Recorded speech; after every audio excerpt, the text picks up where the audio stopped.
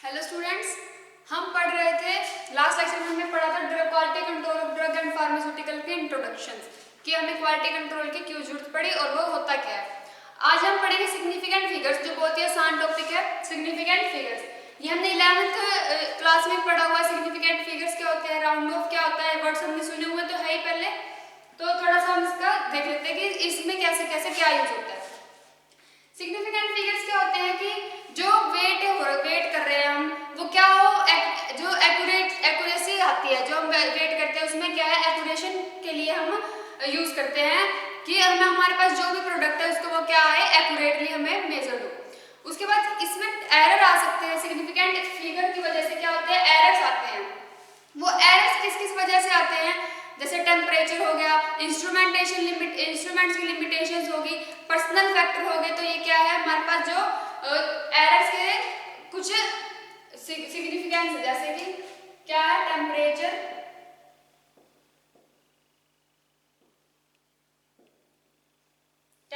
की वजह से, जैसे मान लो कोई एक स्टैंडर्ड टेम्परेचर है किसी ड्रग का, तो वो उस टेम्परेचर पे ही बनती है। तो अगर टेम्परेचर ऊपर नीचे हो जाए तो क्या है, उसके अमाउंट में भी क्या आ जाता है, फिर डिफरेंस आ जाता है, उसके अमाउंट में एरर आ जाता है। उसके बाद है इंस्ट्रूमेंट्स की लिमिटेशन,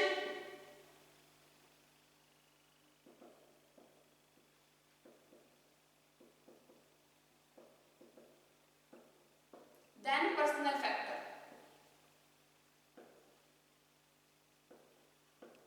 इंस्ट्रूमेंट लिमिटेशन मतलब कि इंस्ट्रूमेंट के अंदर ही अगर कुछ लिमिट से ज्यादा उसमें वे कर रहे हो, किसी वेइंग मशीन में लिमिट से ज्यादा वे कर रहे हो, तो क्या आता है, फिर वो एरर शो करने लग जाता है। पर्सनल फैक्टर के किसी आदमी से या फिर जो बना रहा है उनसे ही क्या अगर कुछ मिस्टेक्स हो जाए तो उसकी वजह से क्या आता है, फिर एरर्स आते हैं।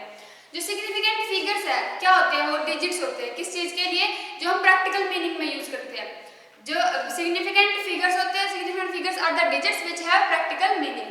क्या डेफिनेशन लिखेंगे, सिग्निफिकेंट फिगर्स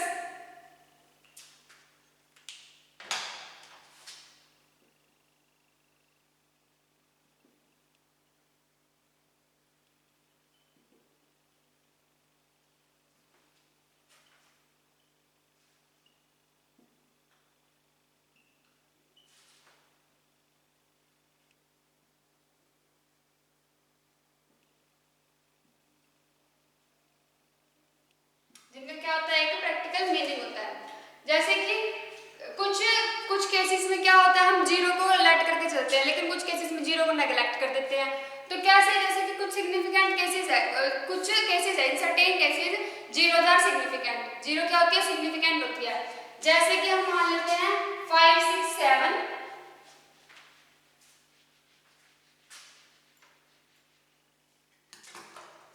टॉपिक पढ़ रहे हैं हम सिग्निफिकेंट फिगर्स।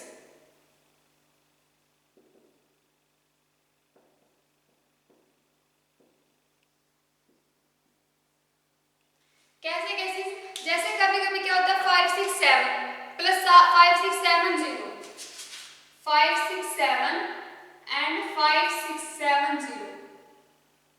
अब इन दोनों में हम जीरो को नेग्लेक्ट तो नहीं कर सकते ना, क्योंकि इसमें तो 567 बन रहा है, बट इसमें 5670 बन रहा है। तो यानी कि जीरो क्या है, यहाँ पे यहाँ पे क्या है, वैल्यू है उसकी जीरो की। बट कुछ केसेस में जैसे कि 5, 6, 7 और एंड 0, 5, 6, 7, इसमें जीरो की वैल्यू नहीं है, इसमें जीरो की कोई सिग्निफिकेंट नहीं है। इसमें सिग्निफिकेंट है, zero is significant, is not significant.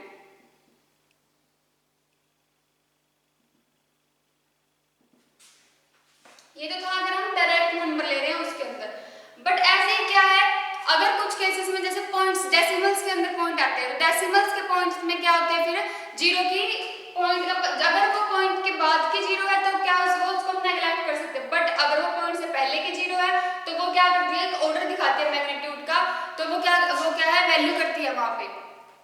जैसे कि हम मान लें 0.0215, यहाँ पे जो है, जो पॉइंट्स है केवल जीरो है। वैसे अगर उसको हम ना भी लिखे तो भी हमें पता चल जाएगा कि ये 0.0215 है।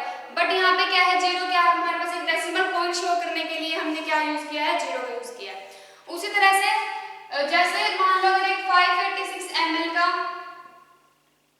अगर हम हम देखें 586 ml को मेजर किया गया है किसी प्लस माइनस 0.5 ml के साथ। 5 ml क्या है उसकी limit, plus minus 0.5 ml limit के साथ। तो क्या आएगा, या तो वो होगा 585.5 टू 585.5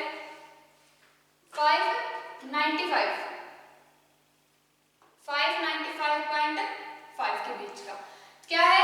जो 586 है वो 585.5 से लेकर 595.5 तक या 586.5 तक, 586.5 इसके बीच की वैल्यू है 586। जैसे राउंड ऑफ फिगर क्या होते हैं, अगर वैल्यूज पॉइंट के बाद वाली वैल्यूज अगर वो क्या है 5 से ज्यादा है, अगर ग्रेटर देन 5 है, तो हम क्या करेंगे उसको 5 के बाद वाले वर्ड्स लिख लेंगे, यानी कि 6 7 8 9 इसके अप्रोक्स लिख देते हैं। बट अगर वो 5 से कम है, लेस 5 ग्रेटर है, देन 5 से लेस है, तो क्या लिखेंगे हम उसको 1 2 3 4, तो हम ये लिख देंगे उसको अप्रोक्सीमेटली, अप्रोक्स मान के चलते हैं। बट ड्रग्स के अंदर ऐसे अप्रोक्सीमेटली काम नहीं चलता, क्योंकि अगर एक पॉइंट भी ऊपर नीचे हो जाए तो उसकी जो क्वालिटी है उसमें फर्क आ जाता है। तो जैसे मान लो हम वेइंग कर रहे हैं, किसी उसका वेट की लिमिट है 0.1 ml, 0.1 ग्राम की है, तो हम उसमें 5 ग्राम कैसे वेट कर सकते हैं, उसमें 5 में कुछ ना कुछ तो एरर आएगा ही आएगा, यानी कि कुछ ना कुछ उसके अंदर क्या आ रहा है, डिफरेंस आएगा। ऐसे ही अगर हम ब्यूरेट में से क्या निकाल रहे हैं, अगर एक हमें 26.5 ml निकालना है 50 ml की ब्यूरेट में से, 50 ml की ब्यूरेट में से क्या कर रहे हैं हम 26.5 ml हम नोट कर रहे हैं, तो क्या आएगा उसके अंदर भी एग्जैक्टली 26.5 तो नहीं आ सकता, कुछ ना कुछ पॉइंट ऊपर या नीचे होंगे, या फिर 0.01 का डिफरेंस, 0.05 का डिफरेंस, 0 पॉइंट समथिंग का डिफरेंस, तो क्या आ जाएगा उसमें कुछ एरर्स आएंगे। तो उनको ठीक करने के लिए हम सिग्निफिकेंट फिगर्स यूज करते हैं। अब सिग्निफिकेंट फिगर्स के आगे क्या है, 2 रूल्स है को एंटर करने के लिए कैलकुलेशंस के अंदर। जैसे मान लो अगर हम एडिंग करते हैं, उससे पहले हम देखते हैं कि अगर हम ऐड कर रहे हैं 12.46 ग्राम को,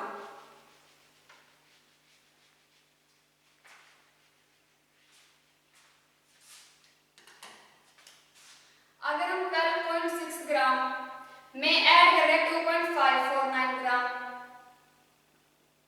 एंड 4.55 ग्राम, तो हमारे पास है 90.46 ग्राम, इसको हम लिख सकते हैं दैट 9.6, ये 9.6। और ऐसे ही एक और डेफिनेशन है, उसमें है 12.6 ग्राम, 12.60 ग्राम, 2.49 ग्राम, 4.55 ग्राम, 19.46,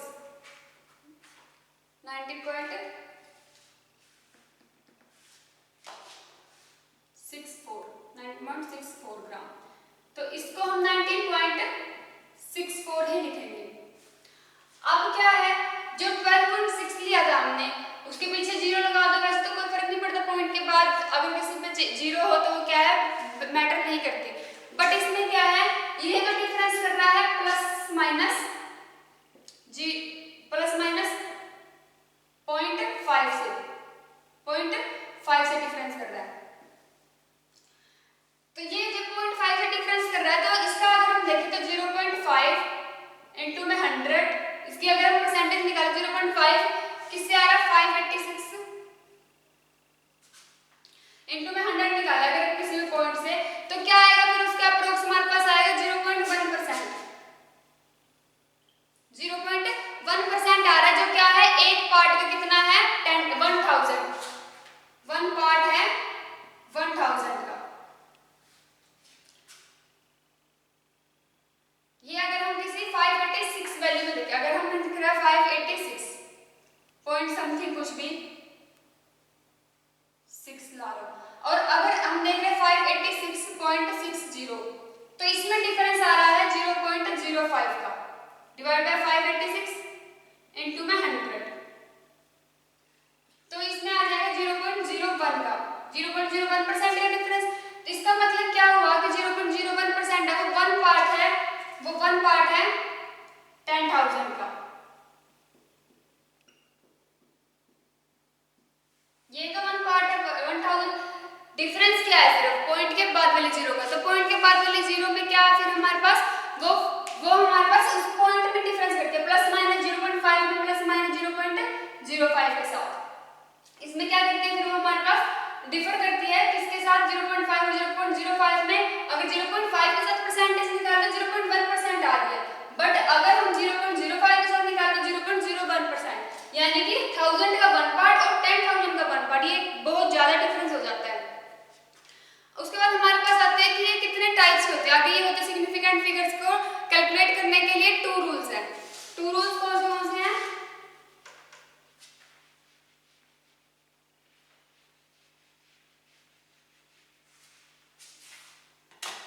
अगर हम कर रहे हैं एडिशन और सब्ट्रैक्शन,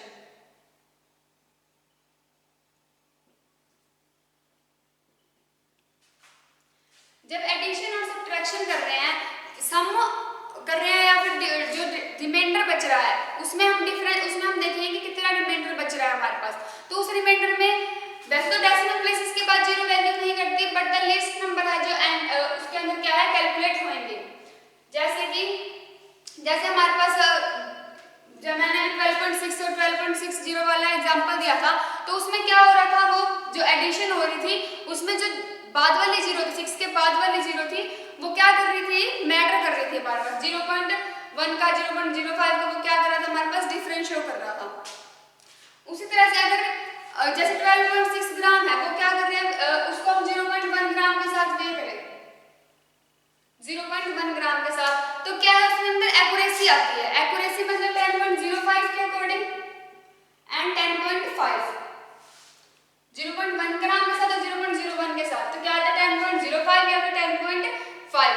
ऐसे क्या होता है, जो सम है वो क्या आता है हमारे पास प्रॉपरली आता है कि कितना सम है। अगर हम एग्जैक्ट है उसकी डिजिट्स है हमको लेके चले तो हमारे पास एग्जैक्ट एक्यूरेट रिजल्ट हमें ऑब्टेन होगा।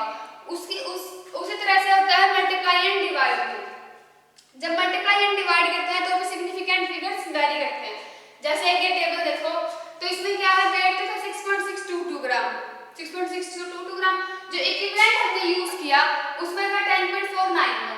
अगर हम 1 को स्मॉलर के साथ क्या करते हैं, उसको नेग्लेक्ट करके देखें तो क्या होगा, हम 10.49 लेके देख लो और 9 को 10.4 ओनली एंड 10 के साथ, तो हमारे पास जो इक्विवेलेंट वेट आ रहा है मल्टीप्लाई करके, देन 69.47, फिर आ रहा 69.46, 68.9। ये 68.9 जो आया हमारे पास, ये आया हमारे पास राउंड फिगर करके। राउंड फिगर मैंने बताया क्या कि जब जिस क्या वाली वैल्यू थी, या तो ये समथिंग 86 से लेके 89 की वैल्यूज के बीच की होगा। जब 0.86 होगा, 0.86 तो क्या होगा, 5 से बड़ी है, ये भी 5 से बड़ी है, तो 6 का क्या बन जाता है, फिर आगे वो एक नंबर ऐड कर सकते हैं, तो हम लिख सकते हैं इसको अप्रोक्स 0.9। तो उसी तरह से आया 68.9।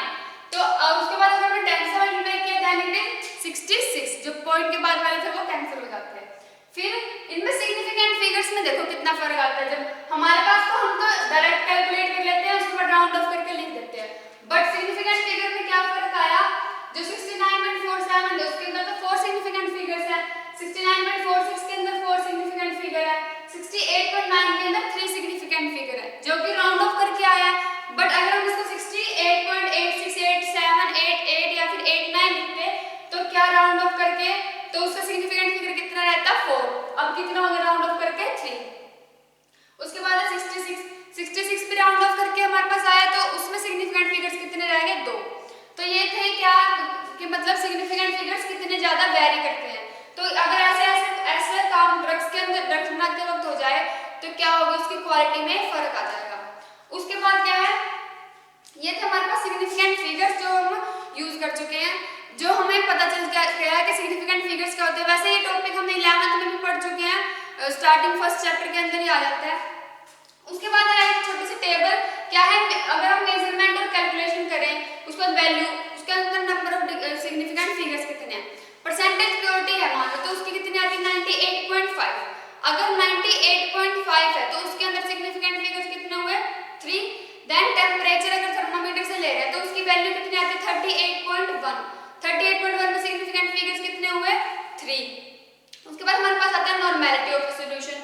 अगर किसी की नॉर्मेलिटी आ रही है 0.10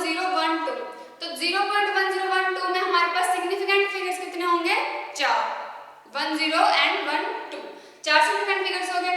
अगर फिजिकल बैलेंस से वे कर रहे हैं तो अगर वैल्यू आ रही है 18.23 तो कितने सिग्निफिकेंट फिगर्स होंगे? 4, 1 8 पॉइंट एंड 2 और 3 पॉइंट के बाद वाले 2 सिग्निफिकेंट फिगर्स। अगर केमिकल बैलेंस से कर रहे हैं तो वैल्यूज आ रही है 18.2345, तो 18.2345 में कितने सिग्निफिकेंट फिगर्स हो गए? 6। उसके बाद अगर वॉल्यूम मेजर कर रहे हैं हम एक मेजरिंग सिलेंडर से तो उसमें मेजरिंग सिलेंडर में अगर 10 ml हमने वे किया तो कितने सिग्निफिकेंट फिगर्स हैं? 2, 1 एंड 0। 0 यहाँ पे क्या कर रहा है? मैटर कर रहा है 10 वाला। एंड उसके बाद अगर सिंगल मार्क पिपेट से हम मेजर कर रहे हैं 20 ml की पिपेट है तो हमने उससे मेजर किया तो उसमें 20 ml है, 20 ml में कितने सिग्निफिकेंट फिगर्स हैं? 2। अगर ग्रेजुएटेड पिपेट से कर रहे हैं तो 15.5, मतलब पॉइंट्स में अगर हमें नोट करना तो 15.5, उसमें सिग्निफिकेंट फिगर्स कितने हैं? 3। उसके बाद जो ब्यूरेट रीडिंग है, ब्यूरेट जो हम यूज करते हैं, ब्यूरेट के अंदर रीडिंग आती है 21.4, तो उसमें कितने सिग्निफिकेंट फिगर्स रहेंगे हमारे पास? 3। तो ये थे हमारे पास सिग्निफिकेंट फिगर टॉपिक। नेक्स्ट आता है हमारे पास method use for quality control.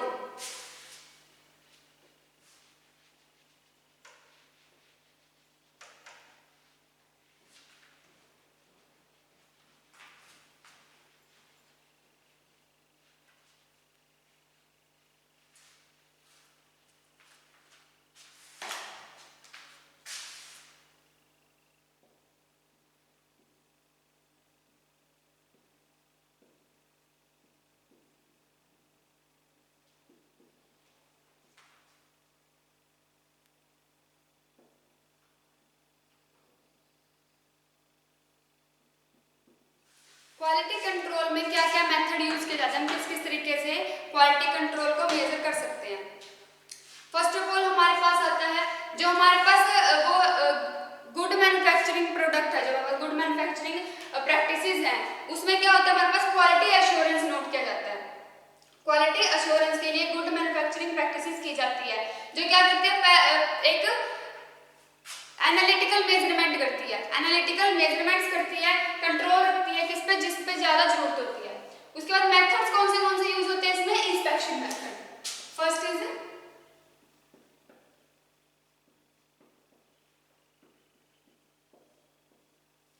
Inspection method में क्या है? एक कॉमन मेथड है जो यूज किया जाता है क्वालिटी कंट्रोल पर्पस के लिए। ये सिर्फ यूज करता है, ये सिर्फ प्रोडक्शन में ही यूज नहीं होता but in the services also.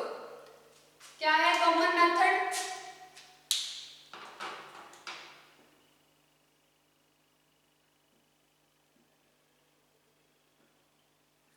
used for the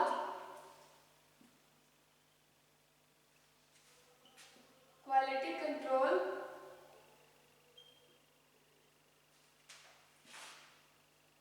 of the product। Use की क्या है? कॉमन मेथड यूज किया जाता है not only in the purpose for production but also in the services, not only in the production but also in the services.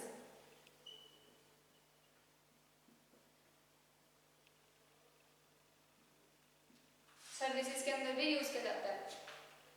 उसके बाद जो input है, जैसे क्वालिटी कंट्रोल किया जाता है इंस्पेक्शन के थ्रू कैसे किया जाता है? जैसे हमने सबसे पहले क्या लिया? इनपुट लिया, फिर इनपुट यानी जो रॉ मटेरियल था उनको एंट्री करवाया हमने इंस्ट्रूमेंट के अंदर। अब वहां से क्या हुआ? कन्वर्जन हुआ, कन्वर्जन यानी कि वर्क प्रोग्रेस कर रहा है। उसके बाद क्या मिला हमें? फाइनल प्रोडक्ट, यानी कि क्या हुआ? फाइनल प्रोडक्ट मतलब हमें आउटपुट मिला। फर्स्ट ऑफ ऑल क्या किया हमने? इनपुट, फिर कन्वर्जन हुआ, फिर हमें मिला आउटपुट। इनपुट मतलब कि जो हमने इनपुट प्रोडक्ट डाला वो इनपुट प्रोडक्ट, फिर कन्वर्जन में क्या हुआ? Work in progress,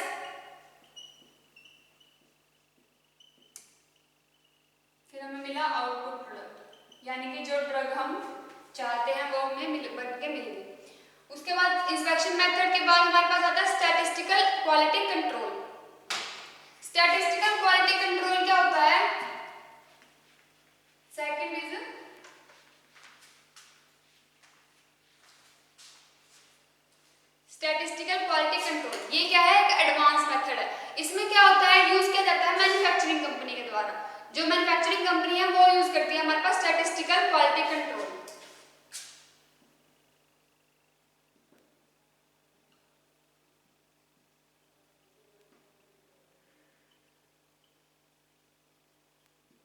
second point क्या है, ये एक एडवांस मेथड है।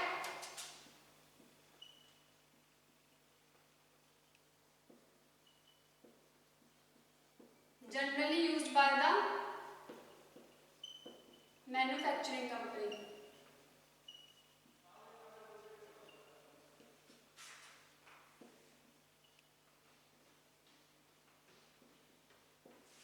मैन्युफैक्चरिंग कंपनी द्वारा यूज किया जाता है। किस लिए होता है, use to control the quality of the product.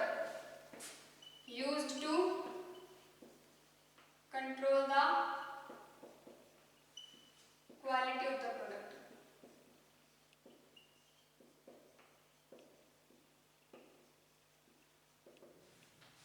Product की क्वालिटी को कंट्रोल करने के लिए यूज किया जाता है। उसके बाद आता है failure testing. Third is failure testing.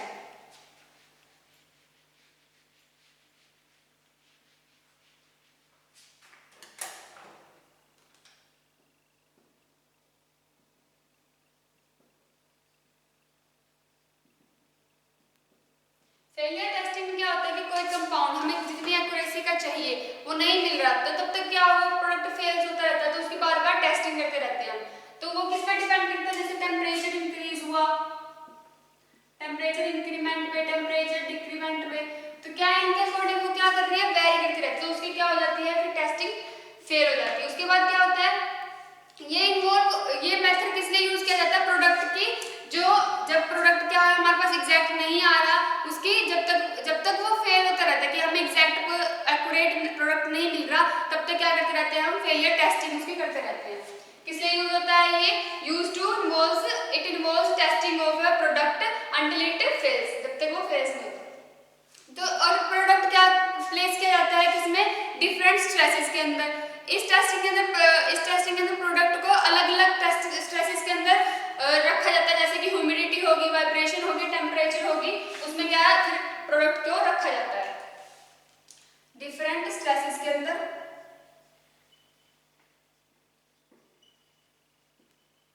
Product placed in different stresses such as humidity, temperature. क्या करता है ये, हम इसमें से क्या करता है, फिर ये वेरी करते रहते हैं, ह्यूमिडिटी, टेम्परेचर, वाइब्रेशंस हो गया एक्सेट्रा, इनसे क्या करता है, फिर इनकी वेरिएशंस देखी जाती है। उसके बाद एक वर्ड आता है क्वालिटी कंट्रोल, क्वालिटी एश्योरेंस। ये मेथड क्या करता है, एक्टिविटी कवर करता है, जैसे कि डेवलपमेंट होगी, such as development, design, production, servicing कैसी हो रही है प्रोडक्ट की, तो वो क्या करता है, क्वालिटी एश्योरेंस देता है।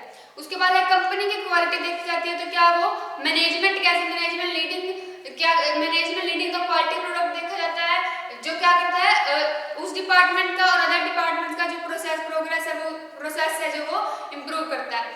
जैसे सक्सेसफुल क्या मिलने चाहिए, प्रोडक्ट इमर्जेंसी मिलने चाहिए, सर्विसेज इमर्जेंसी मिलने चाहिए। तो यहाँ पे हमारा significant figures and methods of quality control का टॉपिक कंप्लीट होता है। अब बाकी हम नेक्स्ट लेक्चर में पढ़ेंगे। Thank you.